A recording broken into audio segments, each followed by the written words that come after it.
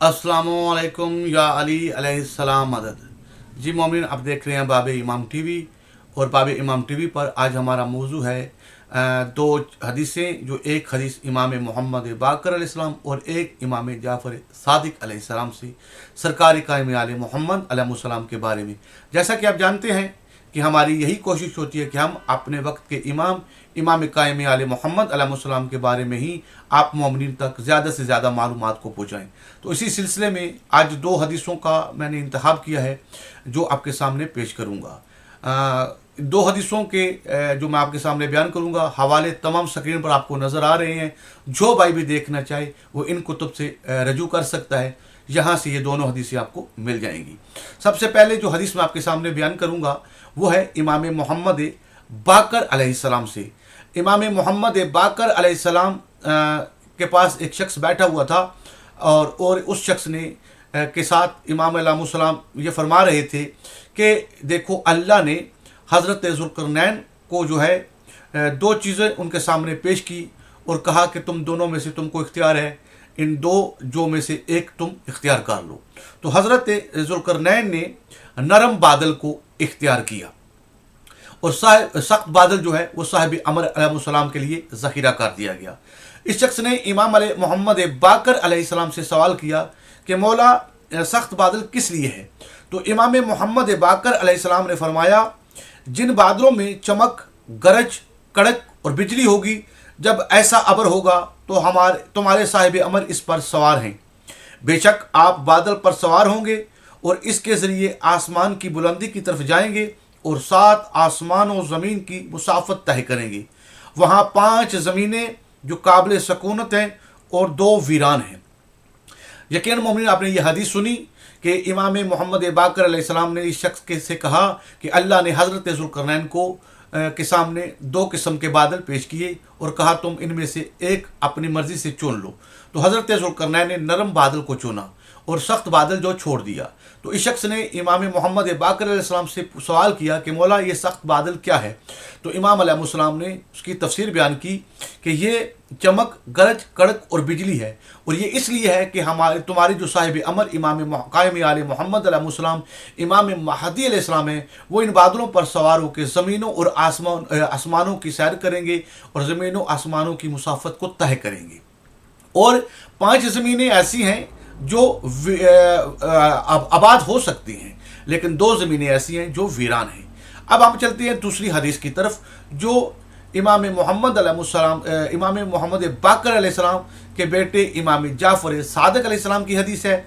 इमाम जाफ़र सादिक अलैहिस्सलाम फरमाते हैं, खुदावंद आलम ने ज़ुल्करनैन को सख्त और नरम बादलों के दरमियान एक का इख्तियार दिया, तो इन्होंने नरम को इख्तियार किया। ये वही अबर है जिसमें बिजली और कड़क नहीं पाई जाती, और अगर सख्त बादल का इंतखाब करते तो इन्हें इससे इस्तिफादा की इजाज़त नहीं मिलती, इसलिए कि खुदावंद आलम ने सख्त बादल को हज़रत कायम आले मोहम्मद अलैहिस्सलाम के लिए ज़ख़ीरा किया है।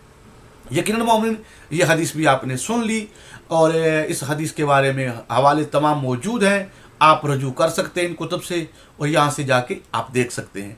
अब मैं चाहता हूँ कुरान की सूरा अल बकरा की आयत नंबर 19 के अंदर मैं आपसे भी गुजारिश करूँगा, आप तमाम लोग जो भी हैं इस वीडियो को देखने वाले हैं, सूरा अल बकरा की आयत नंबर 19 को देखें। इस आयत नंबर 19 के अंदर 3 चीज़ों का एक साथ जिक्र हुआ है, जिसमें राहत, बरक और सायका, ये 3 चीज़ें एक ही आयत के अंदर आपको मिलेंगी। और सूरा अल राहत की 13 नंबर जो आयत है, इसके अंदर जो आयत नंबर 13 है सूरा अल राहत की, इसमें भी आपको राहत का जिक्र मिलेगा। और ये राहत ऐसी है जो तस्बीह करती है अपने रब की और हमद बजा लाती है।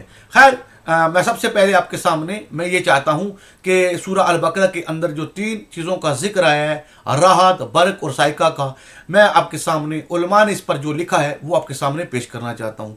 उलमा ने अरबी की लुगत के अंदर उन्होंने लिखा है कि बरक जो है अरबी में चमकने वाली बिजली को कहा जाता है। सिर्फ चमकने वाली बिजली हो जिसमें आवाज़ ना हो, सिर्फ चमक हो, उसको बर्क कहा जाता है। और राहत उस बिजली को कहा जाता है जिसके अंदर चमक भी हो और गर्ज भी हो। اور پھر وہ کہتے ہیں کہ سائقہ اس کو کہا جاتا ہے کہ جو بجلی چمکتی بھی ہو اور کڑکتی بھی ہو، دونوں ایک ساتھ ہوں، اور زمین پر جب وہ گرے تو پھر وہ سائقہ ہو جاتی ہے۔ یعنی کہ فقط چمک ہو تو اس کو برق کہا جاتا ہے، چمک کے ساتھ کڑک ہو تو چمک اور کڑک دونوں ہو تو اس کو راحت کہا جاتا ہے، اور چمک اور کڑک جب زمین پر گرے تو اس کو سائقہ کہا جاتا ہے۔ اب ہم قرآن کے ایک اور سورہ ہے جس کا نام ہے سورہ القاریہ۔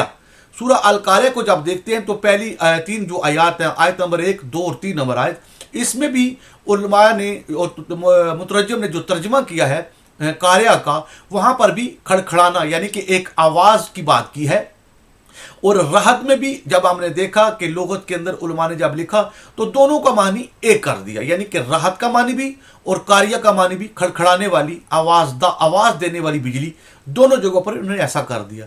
جبکہ تمام علماء اس بات کے بارے میں زیادہ مجھ سے جانتے ہیں کہ جب قرآن میں دو مختلف الفاظ استعمال ہوتے ہیں تو ان دو کا ایک معنی نہیں ہو سکتا، تو دونوں کے الگ معنی ہوتے ہیں۔ خیر، تمام مومنین سے گزارش ہے، اور جو بھی اس ویڈیو کو دیکھے وہ خود قرآن کی ان آیات کو دیکھے اور غور و فکر کرے کہ قاریہ کیا ہے، راحت کیا ہے، برق کیا ہے اور سائقہ کیا ہے۔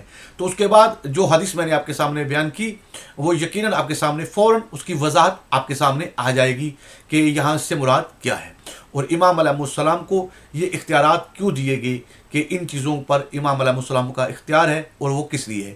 جزاک اللہ، دعاؤں میں یاد رکھیے گا۔